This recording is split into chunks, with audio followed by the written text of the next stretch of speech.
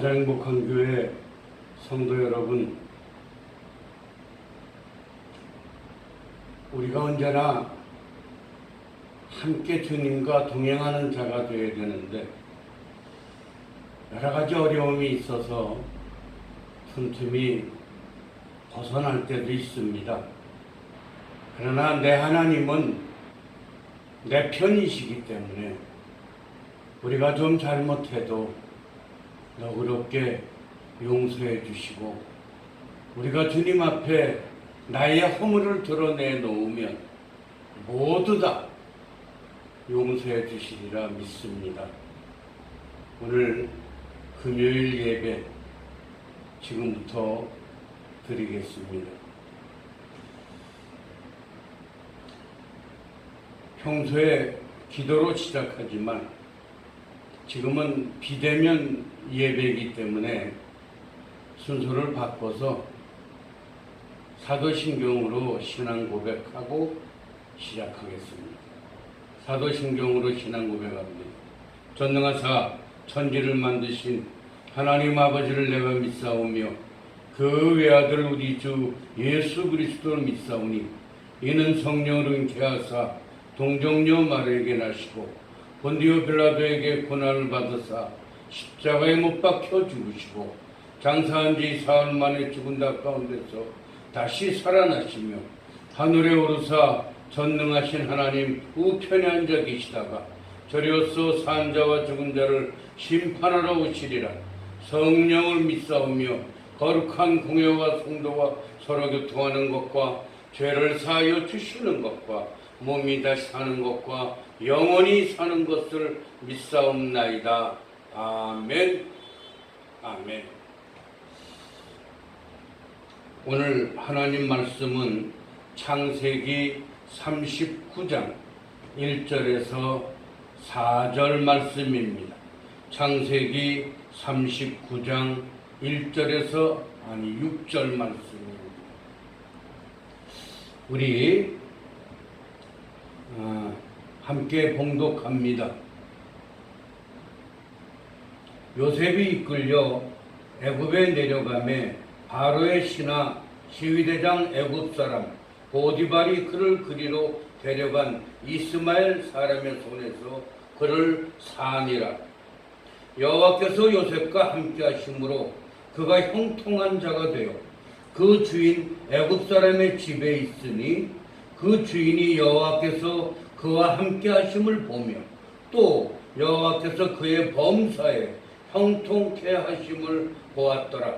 요셉이 그 주인에게 은혜를 입어 섬기매 그가 요셉으로 가정 총무를 삼고 자기 소유를 다 그 손에 위임하니 그가 요셉에게 자기 집과 그 모든 소유물을 주관하게 한 그때부터 여호와께서 요셉을 위하여 그 애굽 사람의 집에 복을 내리심으로 여호와의 복이 그의 집과 밭에 있는 모든 소유에 미친지라.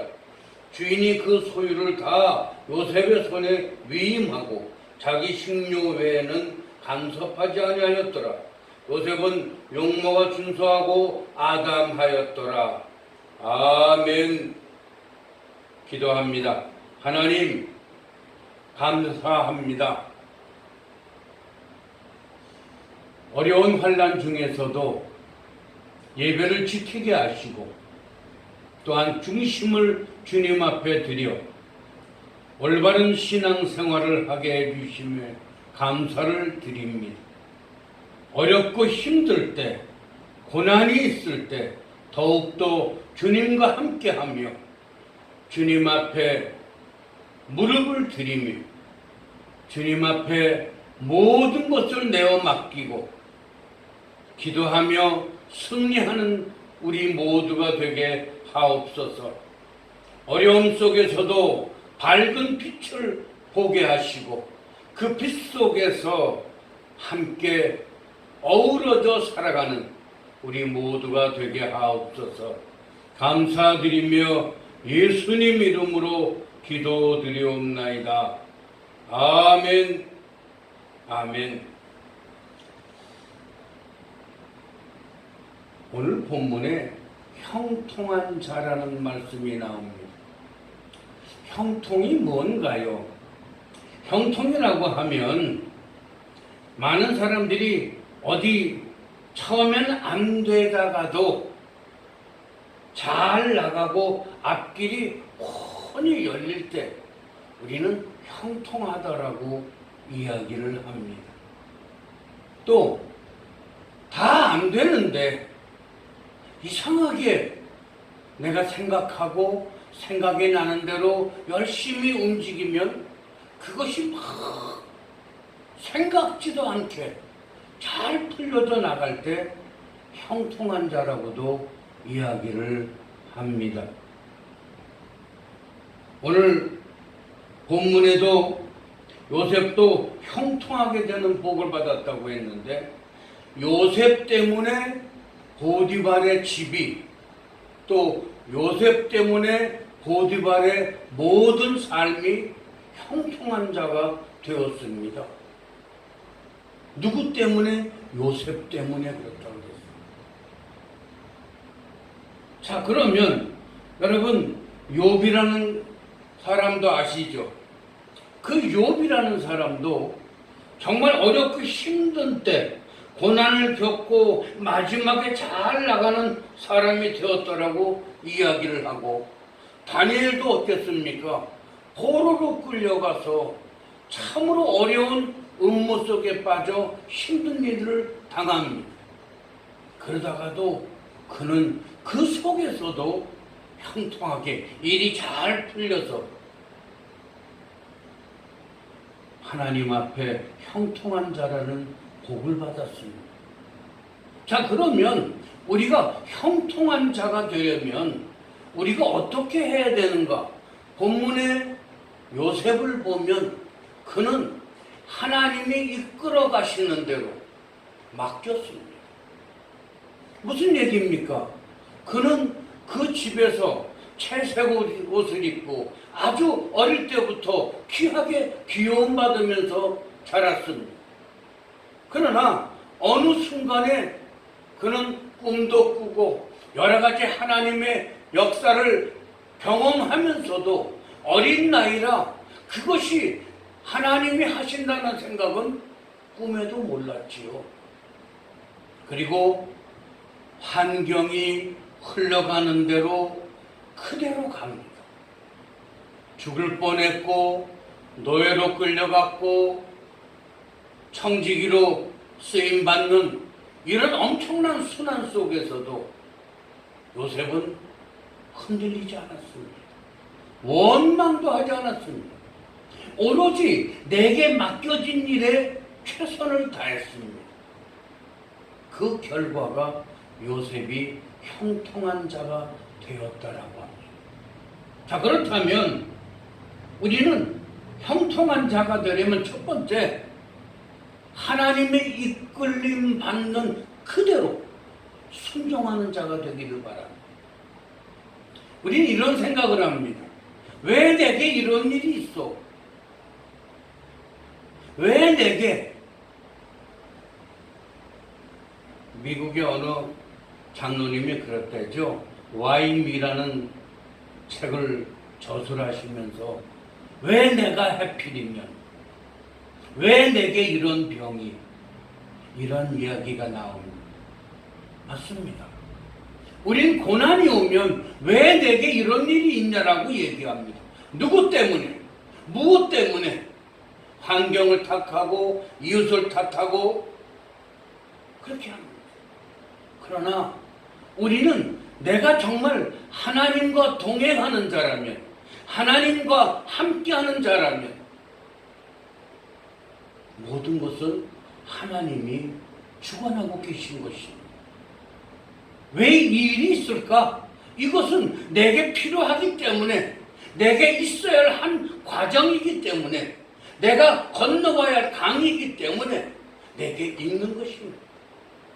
그래서 그것을 맞이할 때 누구를 탓하기보다 먼저 나를 탓하는 것이 아니라 그 일에 최선을 다해서 주님을 바라보며 열심히 기도하면서 지나가는 것입니다.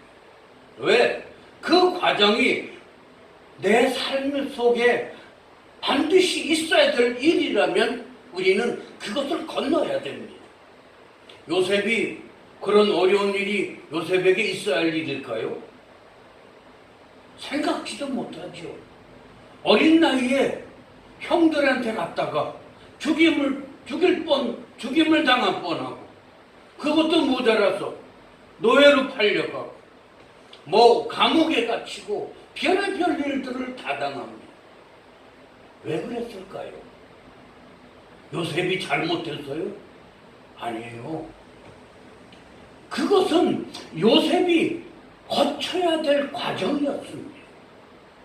그래서 우리는 때로는 남을 탓할 것이 아니라, 나를 탓할 것이 아니라, 내가 현재 임하고 있는 이 일에 최선을 다하고 가는 것입니다.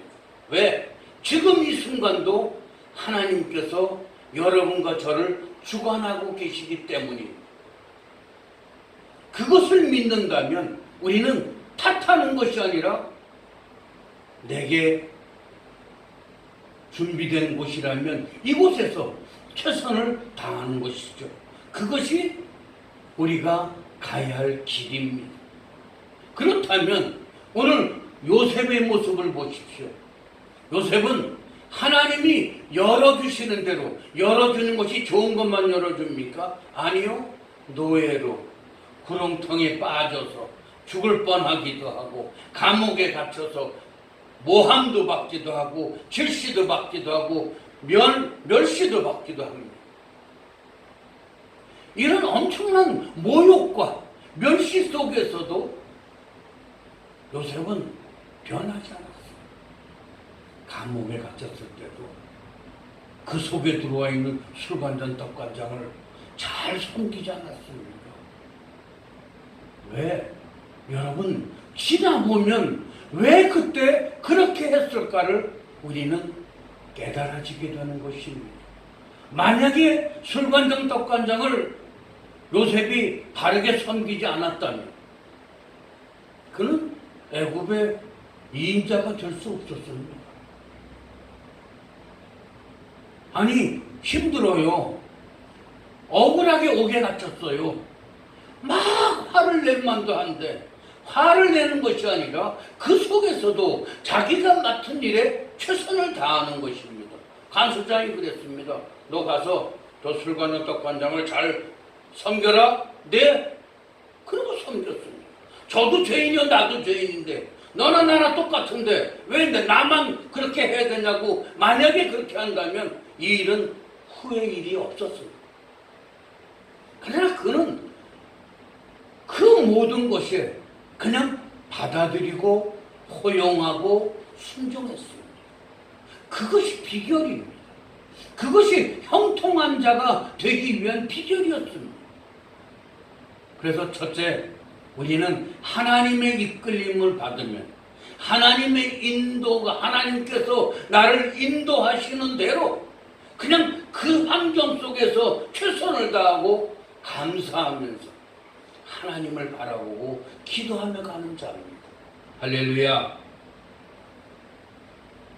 누가복음 4장에 보면 예수님도 세례 받으러 가고 올 때도 성령의 이끌림을 받았고, 광야로 가서 40일 금식을 했을 때도, 금식하며 마귀에게 시험 받을 때도 성령의 이끌림을 받았고, 시험에서 승리하고 갈릴리 돌아와서도 하나님의 큰 일을 위한 공생에 나설 때도, 그때도 성령의 이끌림, 인도함을 받았습니다. 그것이 주의 백성의 할 일입니다. 우리는 주님이 내게 어떤 상황을 주시든 그냥 그것에 너 잘났니 나 못났니가 아니라, 나 잘났는데 너 못났다가 아니라 그냥 하나님 감사합니다. 제게도 지금 이 일이 제게 있어야 할 일이라면 하나님, 제가 이 일을 하나님의 자녀답게, 일꾼답게 잘 헤쳐나갈 수 있게 해주세요. 그리고 하나님 말씀대로 순종하는 것입니다. 힘듭니다. 그러나 그렇게 해야만 합니다. 왜? 하나님이 어떻게 쓰임받는지를 모르기 때문에 우리는 그냥 그 앞날을 모르기 때문에 순종해야 되는 것이에요. 여러분, 하나님은 때로는 여러분들에게 고난을 주어서 하나님께서 이끌고자 인도하고 또 가시고자 하는 곳까지 끌고 가신다는 것을 아셔야 합니다. 하나님이 너는 이 자리에 있어야 된다. 그러면 하나님은 우리를 끌어다가 거기까지 갖다 놓기까지가 수많은 일들이 있습니다. 그 일의 쓰임새에 따라서 고난의 강도도 다르고 깨달음의 강도도 다르고 모든 것이 다릅니다. 그래서 여러분, 하나님 앞에 아까도 이렇게 기도하잖아요. 왜 하나님 내게만, 저 사람은 나보다도 못한데 저 사람은 잘해주고 왜 나는 이렇게 해줍니까? 이렇게 불평할 때도 있죠. 여러분, 불평하지 마세요. 왜?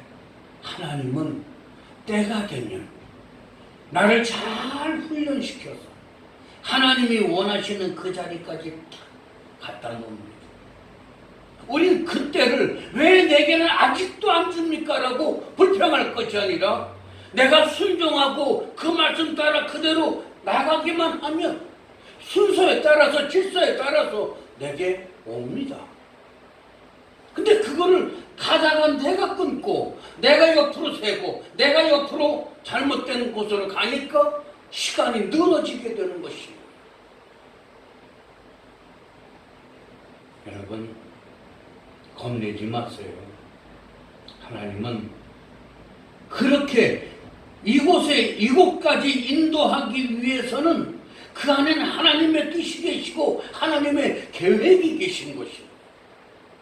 그 누구도 알 수 없는, 저와 여러분도 도저히 이해할 수 없는 그 방법으로 하나님은 우리를 이끄시고 깨닫게 하시고 훈련을 통해서 변화받게 해서 그래서 하나님이 원하시는 그 자리에 갖다 놓으신다는 것입니다. 얼마나 감사합니까? 월세금 안 내잖아요. 왜? 우리가 뭘 받으려면 얼마나 많이 해야 되는데. 근데 하나님은 그걸 원하는 게 아니잖아요. 하나님은 하나님의 자녀답게 내게 맞는 그 자리까지 갖다 놓기 위해서 밤잠 안 주무시고 우리를 지키시고 우리를 눈동자처럼 지키시면서 우리의 삶을 인도하고 계신 것입니다. 할렐루야. 그럼 우리는 그것에 아멘 해야 됩니다. 아멘. 가끔 가다가 힘들고 어려울 때는 몰라요 하나님. 그럴 때가 있어요. 하나님, 나 싫어요. 나 이렇게 고생하는 거 싫어요. 그러나 고생하는 거 싫다고 해서 가던 길이 되돌아오고 가던 길이 뛰어넘어가고 가던 길이 낭떠러지로 떨어지나요? 어차피 가야 될 길이라면 우리는 편하게 그냥 나도 편안하고 보세요. 모든 일을 내가 수용을 하면 포용을 하면 일이 힘들지가 않아요. 아멘 하겠습니다. 아멘 그렇게 하겠습니다. 아멘 네 하겠습니다. 그럴 때 하다 보면 힘들어. 하나님 저 너무 힘들어요. 하나님은 보고 계십니다. 왜?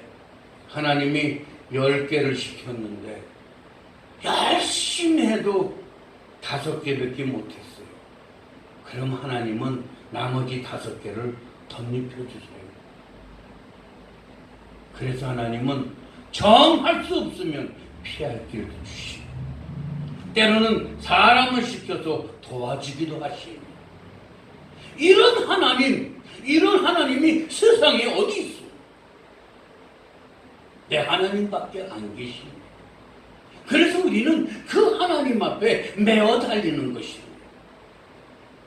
하나님은 여러분들의 성품, 환경, 그 다음에 모든 주변 다 보시고 걸맞게 하나님이 순서에 따라서 질서를 지켜가면서 인도해 주시는 것이거든요. 그러니까 우리보다 나보다도 훨씬 더 우리는 머리카락을 셀 수 없지만 내 하나님은 우리의 머리카락을 다 세우고 계시는 그런 세밀한 분이시라는 말입니다. 그분이 나보다도 더 잘 아시고 나를 지켜주시는데 왜 우리는 불평합니까? 불평하지 맙시다. 불평해서 변화가 있다 그러면 불평하십시오. 그러나 불평은 아무런 도움이 되지 않는다는 겁니다. 그래서 우리는 하나님이 인도해 주시는 대로 순종하는 저와 여러분이 되기를 주님의 이름으로 축원합니다. 두 번째는 은혜를 받으면 봉사하고 헌신하면서 살아야 됩니다. 근데 우리는 은혜를 받으면 은혜 받아서 하나님 감사합니다. 하나님 최고 그럽니다. 그러다가 조금 시간이 지나가기 시작하면 너무 일이 잘 돼. 하나님 감사합니다. 고맙습니다. 하나님 막 이러고 즐겁게 기쁘게 가면서 어느 순간에 나도 모르게 주님이 내가 주님 곁을 점점 멀어져 가고 있다는 사실을 깨달아질 때가 있어요. 이것이 문제입니다. 우리는 주님 곁을 떠나지 말아야 되는데 주님 곁에 붙어 있을 때는 내가 뭔가를 해도 그 기쁨이 있고 감사가 있었는데 은혜가 있었는데 그 주님 곁을 조금 벗어나게 되면 불평불만이 나오고 짜증이 나오고 분노가 나오고 이렇게 됩니다. 나도 모르게. 여러분 이런 거 있죠. 지금 낮에 해가 쫙 들어옵니다. 그러면 다 좋잖아요. 저녁이 돼서 점점 해가 지면은 뭐가 보입니까? 어둠이 보이기 시작합니다. 어둠이 따로 있는 것이 아니라 내가 빛에 있을 때는 내가 빛의 사람이요. 내가 어둠에 있을 때는 내가 어둠의 사람이 된다는 것이. 그 차이는 어디 있을까요? 내가 어디 있느냐는 것입니다. 선과 악의 차이가 뭘까요? 나 선합니다. 우리가 선합니다. 그런데 어느 순간에 선이 점점 죽으면 뭐가 나올까요? 악이 나오기 시작하는 것입니다. 어떻습니까? 나도 모르게 은혜의 자리에서 나도 모르게 점점 멀어져 간다는 것이 이것이 문제입니다. 이 멀어져 가는 것이 느껴져야 되는데 느끼지를 못하고 컴컴해? 그러면 불 켜면 돼. 나는 불이 있어도 괜찮아. 빛이 없어도 괜찮아. 전기불이 있으니까 점점 이렇게 바뀌어져 간다는 것이 이것이 나를 좀먹게 하는 것입니다. 여러분 어떻습니까? 뭔가 느낌이 있지 않습니까?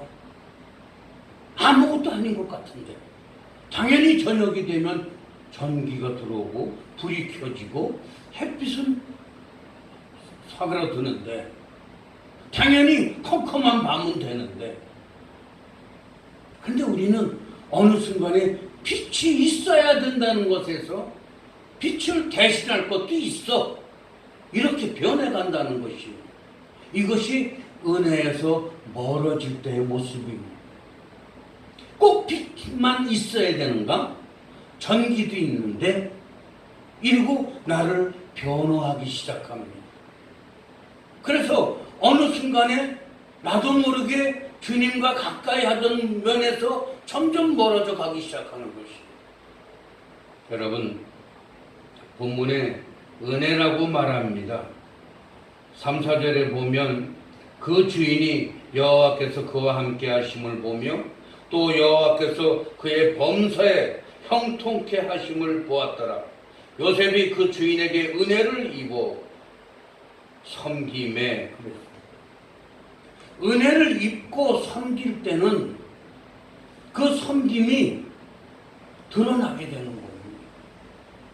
그래서 나도 모르게 하나님의 은혜 가운데 있게 되면 이웃을 찾게 되고 이웃과 함께 하기를 원하고 그들과 함께 울고 웃기도 하고 그들과 함께 기쁨을 나누기도 한다는 것입니다. 근데 은혜가 어느 정도 사라지기 시작하면 그것이 귀찮게 되고 그것이 자꾸만 나도 모르게 나하고 상관없는 일처럼 되어버린다는 것입니다. 오늘 저와 여러분은 하나님의 은혜를 받으면 어떻습니까? 일하지 말래도 내가 무슨 일 할까? 하고 싶어지잖아요. 전하고 싶어지잖아요. 그러나 어느 순간에 전하고 싶은 것도 없어지고 하고 싶은 것도 없어지고 불평불만만 나온다면 그건 뭡니까? 내가 지금 은혜의 자리에서 멀어져 가고 있다는 것입니다. 빨리 되돌아와야 됩니다. 왜? 시간은 여러분이 정하는 것이 아니라 하나님이 정합니다. 그래서 우리는 그 하나님의 시간에 우리를 맞춰야 되는 것입니다. 할렐루야. 그래서 우리는 은혜를 받을 때 본문에 그랬어요. 은혜라고 하는 것은 특별한 관심이나 특별한 은총을 의미하는데 왕이 자기 신하에게 특별히 사랑해주는 그 사랑을 우리가 뭐라고 합니까? 은총이라고 그러잖아요. 그래서 은혜를 받으면 내 몸이 바스러질 정도로 열심히 하지 않습니까? 왜? 받은 은혜가 있어서 그 은혜가 너무나 감사해서 우리는 나를 돌아보는 것이 아니라 오직 내게 열려진 일에 최선을 다하고 가는 것입니다. 할렐루야. 우리 하나님을 처음 믿고 은혜의 장중에 붙들려 있을 때 우리 모습 어땠습니까? 정말 하나님이 너무 좋아서 그저 하나님의 은혜가 너무나 감사해서 하나님의 인도하심이 감사해서 어디 좀 부딪혀도 아이고 하나님 감사해요. 아이고 이 정도 아이고 너무 감사하죠. 은혜 떨어지면 아이 재수없게 이게 뭐야 이러지 않습니까? 말이 달라지고 생각이 달라지고 마음이 달라지고 있다는 것이죠. 여러분과 저는 그 하나님의 은혜의 장중에 붙들려 있기를 주의 이름으로 축복합니다. 세 번째는 맡은 청지기 사명에 최선을 다해야 됩니다. 무슨 얘기입니까? 하나님은 우리에게 뭘 주십니까? 사명을 주십니다. 그 사명은 다 다릅니다. 그러나 그 사명은 많아서 커서 이름이 이런 거하고 상관이 없습니다. 하나님은 내게 주신 사명 그것만 지키면 됩니다. 그러면 우리는 하나님 앞에 섰을 때 잘했다 칭찬받을 수 있습니다.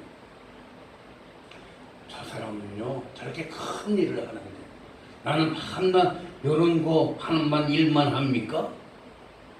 그럼 하늘에 가서 받는 복은 저 사람은 크게 받고 나는 요만큼만 받습니까? 아닙니다. 자기에게 맡겨진 사명이 있습니다. 그 사명을 지켜가는 것이 그가 바로 은혜 받은 자요 형통한 자의 반열에 세워지게 되는 것이죠. 우리 주인 되시는 하나님께도 우리가 은혜를 받고서 믿음 생활을 하면 정말 어떤 것도 힘든 것도 모르고 일합니다. 여러분 이런 일 있잖아요. 은혜를 받고 나면은요 아이고 막 청소도 하고 싶어지고 자다가도 어저께 교회 가니까 이런 게 있었는데 이건 좀 지저분한데 내일 가서 청소해야 되겠다. 이건 없애야 되겠다. 이건 바꿔야 되겠다. 이건 좀 부족하네. 헌 거니까 좀 새 걸로 해야 되겠다. 뭐 좀 닦아내야 되겠다. 등등등등등. 많은 생각을 하게 됩니다. 무슨 생각입니까? 하나님 앞에 할 수 있는 일에 대해서 생각하게 됩니다. 그것이 은혜 받으면 그렇게 됩니다. 그리고 전에 같으면 집사님 힘드신데 아유 제가 같이 갈까요? 괜히 또 같이 가다 또 뭐라 그러면 어떡해. 아유 괜히 그냥 혼자 가는 게 나아. 은혜 받으면 어때요? 집사님 같이 가요. 땀 흘리면서도 같이 움직이는 모습. 은혜 받은 자의 모습입니다. 은혜가 떨어지면 그것이 없어져요. 자 그러면 지금 맡은 사명에 최선을 다하라 그랬는데 그 맡은 사명이 뭐예요? 그 부족한 분을 다시 모시고 오는 것 이거 사명입니다. 교회에서 꽃꽂이 하는 거 사명입니다. 청소하는 거 사명입니다. 교회 뭐 건물 건축을 하는 거 사명입니다. 청소하는 거 사명입니다. 내가 누구에 전도하는 거 사명입니다. 여러분 그리고 무엇입니까? 여러분에게 맡겨진 일, 그 일이 큰 일이든 작은 일이든 상관없습니다. 그 일에 내가 최선을 다하고 기쁨으로 일하면 그 일이 복된 일로 변화될 줄 믿습니다. 여러분 그렇습니다.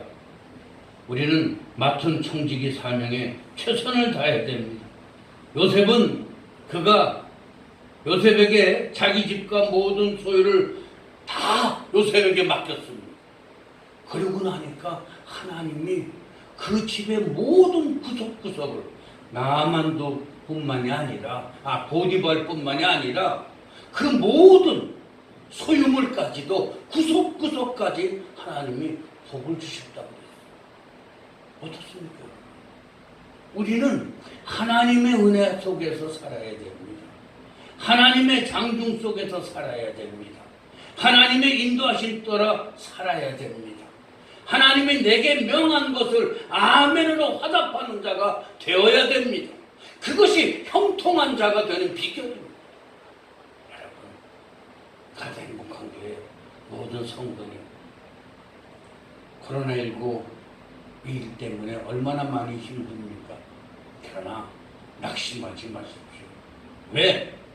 여러분들이 하나님 앞에 기도하면 기도하는 자에게 하나님이 보여주시는 것이 있고 그들을 인도하시는 것이 있습니다. 아무것도 안 보이는데요. 누가